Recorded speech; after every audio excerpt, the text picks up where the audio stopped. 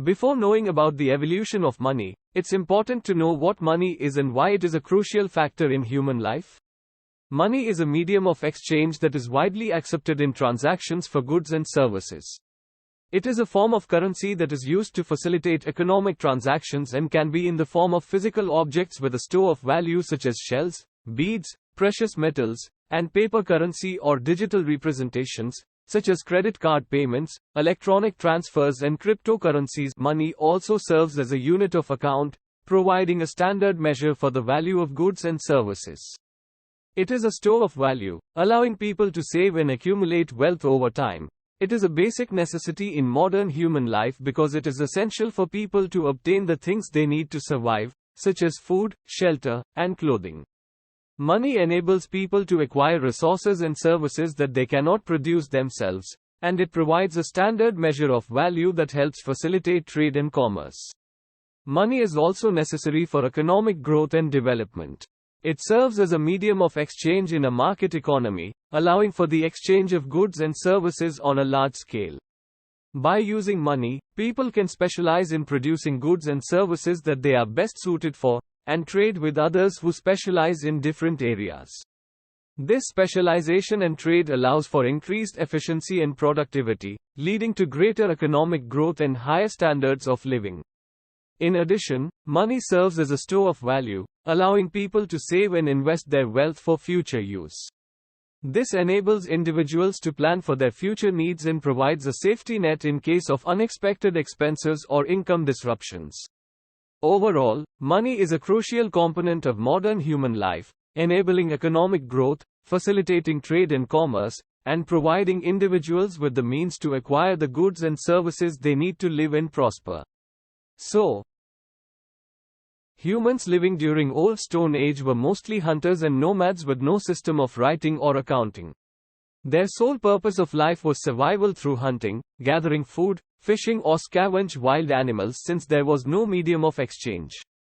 People would rather exchange one product for another near 9000 BC.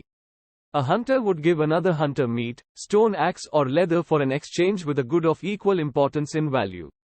Thus exchanging food for food, tool for tool and clothing for clothing. The rise of commodity economy. But as time passed and humans grew wise, their lifestyle changed from that of hunting and gathering to one of agriculture and settlement. With agricultural revolution between 8000 and 5000 BC, most humans transitioned from a nomadic to a settled lifestyle as farmers living in permanent settlements in large villages. Humans living in large groups lead to the problem of coincidence of wants.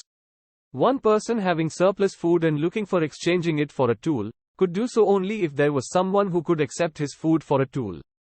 Thus this clash of wants introduced commodity economy as the first medium of exchange, money.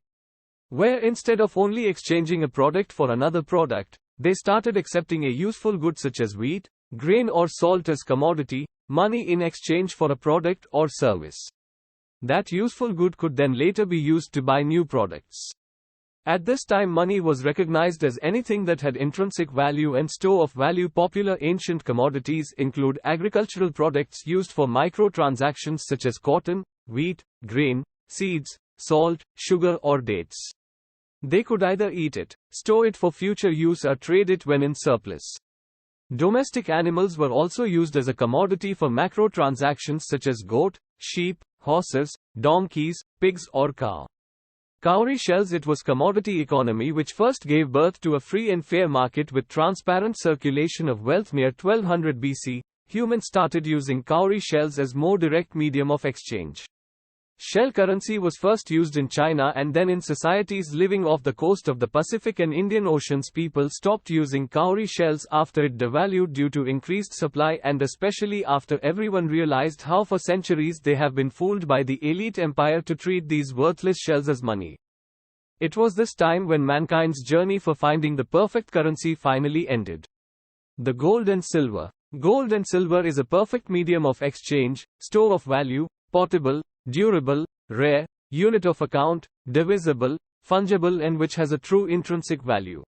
Most importantly, you can't counterfeit or imitate gold using even the best of 21st century science and technology. In China, copper coins were designed with square holes in the middle so that they could be carried on a string. People would then trade by calculating the price in strings of coin. For large macro transactions, as these strings coins of gold, silver, copper became heavy to carry, the traders would deposit the heavy strings of coins with a trustworthy agent or bank, who would record how much money the merchant had on deposit on a slip of paper or banknote. This paper slip was a promissory note, claim check that could then be traded for goods or redeemed back for the strings of coins anywhere. The Mongols started printing paper currency on will to overcome its growing government expenditures. This was the first time in human history when a government printing more paper currency than its reserves of precious metals. This is when the first fiat currency was born. This time many private banks started operating and issuing banknotes with the same promises. This dark practice of fiat banking even reached United States in 19th century. During that time in USA there were more than 5,000 different types of banknotes issued by private banks, each containing the false promise that said, repayable to the bearer on demand. Later only national governments were authorized to issue banknotes. As the currency supply increased, its purchasing power reduced, thus leading to runaway inflation. The gold standard, a Bretton Woods economic system. Through Bretton Woods system the US dollar was established as the world's reserve currency. So much gold had fled to USA from European countries that USA had 2/3 of all world gold reserves. The member nations were promised that all major world currencies were pegged to the dollar by a fixed exchange rate, while the dollar itself was pegged to gold at $35 per ounce. This currency relationship was called the gold standard. But USA was printing more and more dollars secretly and would pump it overseas to pay for government expenditure on the military and social programs. Dollar pegged rate to gold was no more $35. Instead of accepting their mistake, USA blamed the unstable rate on gold being sold out at lower prices on free market and black markets. President Nixon cancelled the gold standard in 1971 and put the dollar on free float exchange rate. From 1971 onwards, the world's currencies were all floating, with not even a single currency having a fixed value. An economic system that led to the establishment of foreign exchange markets, but it has its own downsides. So the use of representative money came through technology. Representative money is also produced by the government, but unlike fiat money, it's backed by a physical commodity. There are different forms of representative money, such as credit cards and checks, which represent an intent to pay. Although fiat money is backed by the government, representative money can be backed by different assets. In the case of a check and credit card, they are backed by the money in a bank account. These cards are used to make purchases without having to use physical currency, such as coins or paper bills. It offers convenience, security, and flexibility for consumers. Its shortcomings paved the way for cryptocurrencies. Cryptocurrencies are digital or virtual currencies that use advanced cryptography techniques to secure and verify transactions and to control the creation of new units. They are decentralized, meaning that they are not controlled by a central authority, such as a government or bank.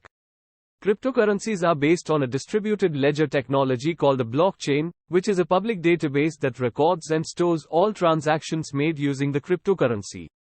Each block in the blockchain contains a cryptographic hash of the previous block, which creates a secure chain of transactions. One of the main advantages of cryptocurrencies is their potential to offer greater security and privacy compared to traditional financial systems. Transactions made with cryptocurrencies are often anonymous and do not require users to provide personal information. Additionally, cryptocurrencies can be used to make cross-border payments quickly and easily without the need for intermediaries like banks, thus making them a cost-effective option for sending money without any borders.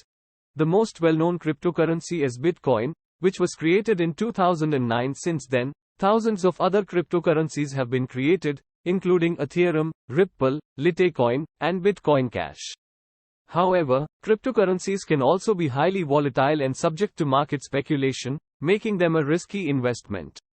They are also not yet widely accepted as a form of payment, which can limit their usefulness in certain situations.